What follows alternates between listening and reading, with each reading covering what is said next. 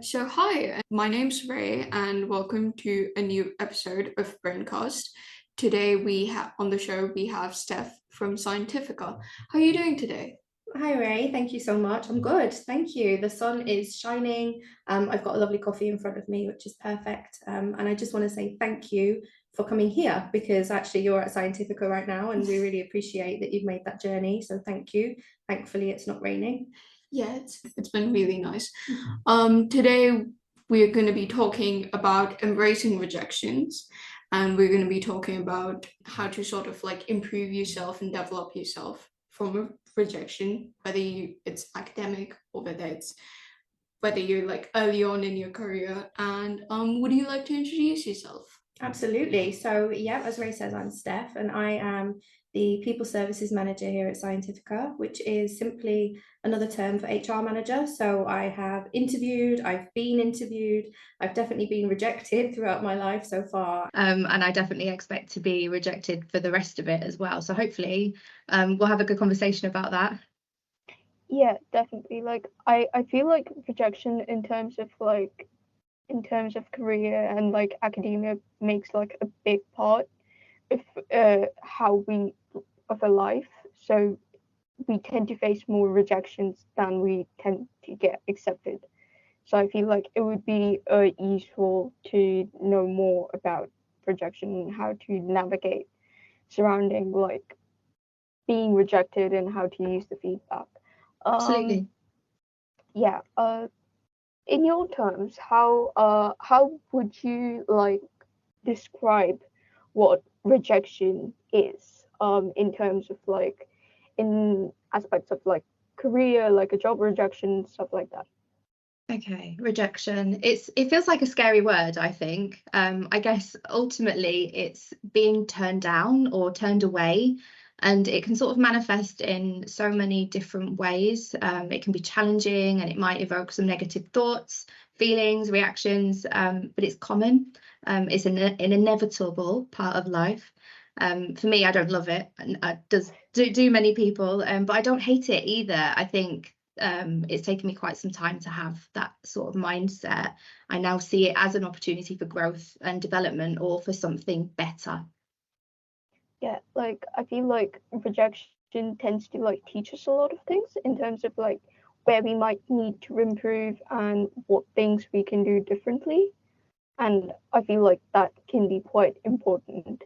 Um, I mean, I kind of glossed over this before while asking you about like how you would describe rejection, but Mm. in terms of like maybe like a university student going out, graduating from university and like looking for jobs and stuff like that, what kind of rejections would they mostly face when they first like leave university or even during their university life? If you can sort of just give a brief detail about that. Sure, yeah. I mean, I guess in this context, then you might find that you're not chosen for a job that you've applied for. Sometimes before you even get to interview, you could be sending your CV out to different companies, and you're either not hearing from them or you are being rejected without being seen. You might have a proposal turned down. I guess that's something that happens quite a lot in academia. You could also feel rejected, I guess, if your work is marked unsatisfactory or if someone just simply tells you that it's just not good enough and you need to do better. Yeah, that definitely like a lot of that I feel like sounds familiar, and I feel going ahead like people do tend to face like more depending on like what career path they choose. They tend to face more rejection in terms of like job applications, maybe before interview, and like also like a lot of times they don't hear back from people they send out the applications to, which can be quite disheartening. Yeah. Um, uh, are there any like sort of specific, not really specific, but like general reasons that someone's application might be rejected for maybe like a job role that they applied for? Are there any like general reasons that they might be rejected? Yeah, there are really. Each business is unique. They have different requirements, cultures, and people within them as well. From my own experiences on both sides of that interviewing table, sometimes it's knowledge, sometimes it's skills, both technical and personal. It could be experience in relation to maybe the seniority of the post that's been applied for. It could even be salary expectations not aligning, or culture and values not gelling. It could even be that the interview just didn't go that well and you were unable to maybe showcase what you can bring to the company. And then there's a big one. I've got a personal sort of story here now. So I had an interview early on in my professional life. I just moved to the southeast. I was still figuring out who I was. I've not even considered HR at this point. This role, it was at a bar and restaurant. So I'd done waiting and bar work before. I thought it would be an easy interview. I thought I'd walk into it and it would be fine. That was quite naive. I did no preparation, and that was why I didn't get it. The restaurant was a higher standard than I knew, and I did no research. I turned up knowing nothing about them. I knew their name and where they were located. I turned up smart casual, but the settings I'd interviewed before in were like that. So I thought, well, they must all be like that. They asked me about the wine that they served and what recommendations I'd give for pairing. So preparation is definitely key. I think one of the first questions we ask at Scientifica is that, what have you found out about us? And those that stand out are the ones that have really done their homework, and it tells us that they're interested in our company and what we do, not just a general role. Yeah. From the times that I have like applied for job and applied for roles, which is, it's not a full-time position, it's more of like part-time work that I've applied for. I've obviously gotten rejected from like multiple places and positions. A lot of times it seems like I try applying for retail recently, and what comes across as like that the kind of work that I have done is not suitable for the kind of skill set that's required for the kind of people that they're looking for. And there's obviously like sort of, and there's obviously like they need to ask that, why do you want to join a company? What do you know about it? So they obviously like expect the candidate to know what the company is doing, and what they want from them is to be prepared and to have a general idea of what they're doing. So Absolutely. that's definitely something that is quite important in terms of like facing rejection. After facing a rejection, like I know it can be quite disheartening, especially if it's a position that maybe someone's looking forward to, and maybe they expected to, like they hoped that they would get the role. It can be quite sort of disheartening, and people might tend to lose motivation, especially after like consecutive rejections. How would you suggest, like, is there any do you have any like personal methods, or are there any generalized methods that you know of, how to like sort of get through that and critically evaluate yourself and your performance so that you can improve in the future? Yeah, it can be really hard at first to stay motivated and confident as well within yourself, especially if you're new to maybe rejection in a professional setting. And the more that you apply for things, then that, the natural thing is that the more shots you take, let's say, the more the chances of being rejected are naturally going to be quite high. And it's okay to feel deflated. You might find that you're applying and interviewing for so many roles and nothing is working out. I've seen it so many times where people are on their 5th, 6th, 7th company, and it's not because they're not good enough. It's just that it's just not a fit yet. I think keeping that in mind can be the fuel to keep you going. You're continuously learning every time you're redirected. So ask for feedback if you can. Take the time to understand what people look for. Use the opportunities to experience different interview settings and different styles. Not everybody interviews in the same way. So it's a good time to sort of learn about what you like and dislike about that, and what kind of people you want to work for and with, what kind of company you want to be in. interviewing is as much about you and your needs as it is about the companies and theirs, right? Yeah, definitely.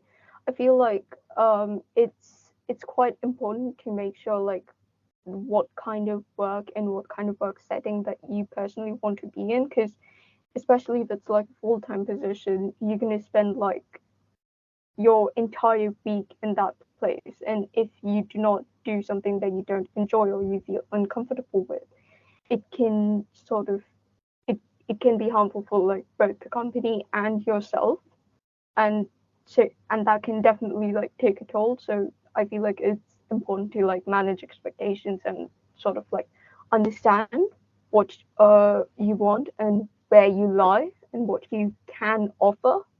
Absolutely. Yeah. I think you kind of have to identify the big things. There's always going to be times where you might have to, you be somewhere or do something that you're not quite keen on. So it's important to understand what your priorities are and the values that you like to live by, and make sure that those align. I think that's the most important thing, because there are always going to be things that you're not quite keen on around what you're doing in your role. You can't like everything. I think that's just a normal part of life, isn't it?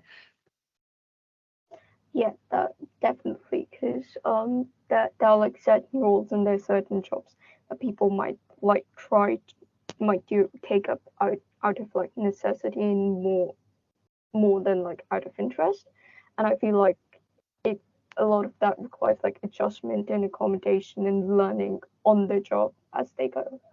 A question that I wanted to ask was for especially for like majority of the people who do listen to our podcasts, a lot of them are students and a lot of them come from like various walks of like places. Some might have experience, some might not have experience applying for a job or in a job role. Like I don't have a lot of experience with work, so how would you suggest like how can a person like present their strengths, or how can they develop themselves when they're applying for a role, but like early on in their career where they have like little to no experience? Sure. No, this is a good question, and we've all been there or will be there at some point. I think we don't always actually start with experience, do we? So when you're lacking direct experience, there's quite a few things that you can emphasize. To start with, I would say highlight your transferable skills, as you mentioned. You might not have worked in a specific industry, but you will likely have skills from other areas of your life or other jobs that you can bring. Whether that's problem solving or teamwork, organization, or even leadership potential. Just remember to back these up with examples and focus on the STAR method. There's little point to saying that you're organized and then that's it. When you're an interviewer, what you want to see is that you've got proven experience of that organization. So if I gave you a STAR example, let's say you volunteered for a while. So we start with the S, which is the situation. So as a volunteer coordinator for a nonprofit, I managed a team for various events. And then T, the task. So I organized and assigned roles to the appropriate volunteers, and I had to communicate effectively. So then they could understand their expectations and what the event details were. And then followed by the A, which is action. I created a detailed spreadsheet for volunteer info so I could easily reference availability and who was assigned to which events and tasks. I spoke to the team members by email and messaging apps, and I scheduled regular check-ins for feedback and updates. And then R, which is the result. So the result was that the coordination that I'd streamlined led to smoother events, positive feedback from the volunteers and also the event holders. And then the volunteer performance was improved, and that meant that decisions and improvements can be made over time.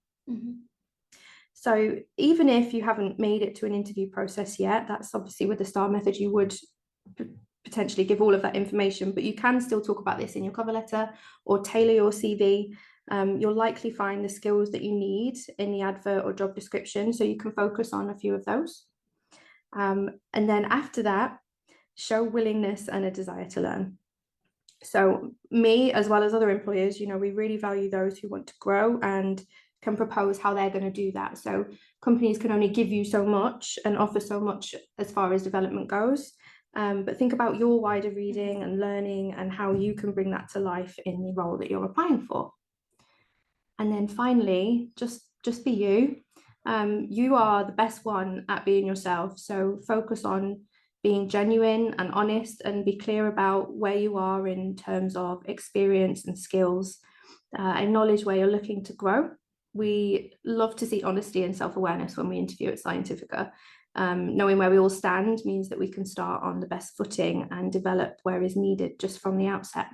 Yeah, I basically wanted to say that, like, as you mentioned, it's based on like the kind of like what I've seen, what people look for interviews, and like it's not just like for like interviews for job workplaces, but also in academia. A lot of people do respect interviewees to a certain extent, like people who are ready to admit that they might not know a lot, but they are willing to know more about it. And they also, like, while they seem to have done like their prior research about like the company, the job role, and what they do, admitting that they might not know everything, but at the same time they're also very keen to learn, might be quite helpful. And I think that is an incredibly important skill to like focus on. How would you say that we can approach the kind of feedback that we get? Because a lot of that might not have like clear directions as to like what we might need to improve in. So how do we approach that, and how do we sort of like incorporate that into our practices, and how do we go forward with it? Sure. I think the way that you communicate wanting feedback will make a difference between maybe a generic answer, no answer at all, or some really good comments that you can use for development. I would highlight why you're looking for feedback, and that you'd be really grateful for it. Be grateful for honesty. Although, you know, they might seem scary, I think the people that interview you, they're still people as well. And giving what could be perceived as negative feedback, it's not the most comfortable thing to do. So although you might feel you shouldn't be the one putting anyone at ease, it's communicating in a way that's open and friendly and transparent, being respectful of their time as well. You might not always be responded to straight away, but there are of course deadlines within businesses and tasks that need to happen and be prioritized as well. This communication style could also keep a door open for future opportunities. So if it's a company that you're really interested in, being friendly, professional, building that network, it will always be valuable. Yeah, definitely. I feel like in terms of like, even if there are positions where we might face like rejection, or we might not get accepted, if it's an area of work that we do want to continue in, it might be quite important, and it might be quite useful to maintain the connection and going forward. And even if you don't get the position, you can obviously like learn from them, and learn from like what made them like not choose you, like what you could have done better. Does that make sense? Exactly. And being open with that, rather than saying, please can you give me some feedback, say, you know, could you give me some feedback, because I really want to learn from you. I would love to be able to work for you one day, or work in this area of expertise one day. So how can I get better? And I think that will always come across well. If I received emails like that after interviews, I'm always making time for them, for sure. Yeah, definitely. I feel like people, one of the things that I do hear a lot in terms of like interview practices and like post-interview practices is maybe asking questions, like, and so that sort of shows them that you're interested in the work, you're interested in the work they do, you're interested in their company. So that obviously leaves like more positive impact. So even if they haven't chosen you for now, they might remember you, and if something comes up, there's always a possibility that they might reach out to you, or you can apply for the same. Exactly. Yeah, it's always worth asking for people to keep your contact details if you're happy for them to, because these things they do arise, and business needs change from time to time as well. So if you're memorable, that's never a bad thing. Yeah, definitely. The last question that I had for you was like practical strategies for handling rejection, which is pretty much like we have covered like parts of this throughout like this interview, but can also like come into like how do you handle it within yourself and how do you go forward with that personally? Yeah, of course. So I think rejection, it's so easy, isn't it, to take it personally and let your mindset spiral into this self-loathing and negativity sort of mindset. It's okay to feel like that. And I think you might find that you're upset, disappointed, or even angry, especially at the time if it's something you really, really wanted. I'm not saying that you should suppress those feelings at all. You have to let yourself feel them, but I would, of course, encourage you to not sit on them for a long time either, if you can. Oftentimes, I think I mentioned before, it's rejections about the other person, the business and their needs, rather than you as a person or you personally. So I think reminding yourself of that, as well as holding on to some perspective. These things don't define you. They build you, right? You focus on what you can control, take care of yourself, be realistic as well, and just keep moving forward. I think being rejected shouldn't lead to a standstill. Resilience is self-made, and I think it's one of those skills that you will find valuable for the rest of your life. Rejection is a part of it. It's a universal experience. We all go through it, and it's an inherent part of growth. I think embracing it and using it as a catalyst for improvement rather than letting it keep you at a standstill, it can lead to both personal and professional development as well. Yeah, definitely, because I feel like it's part of it's more like, instead of like getting hung up on a specific rejection, it would be more important to like sit back and think about like, okay, what I could have done better, and maybe like critically evaluate yourself instead of like putting yourself down, because it can not only like harm you like personally, it can also like hurt you professionally and like stop you from looking for like other opportunities that might be quite good for you. Exactly. Yeah, totally agree.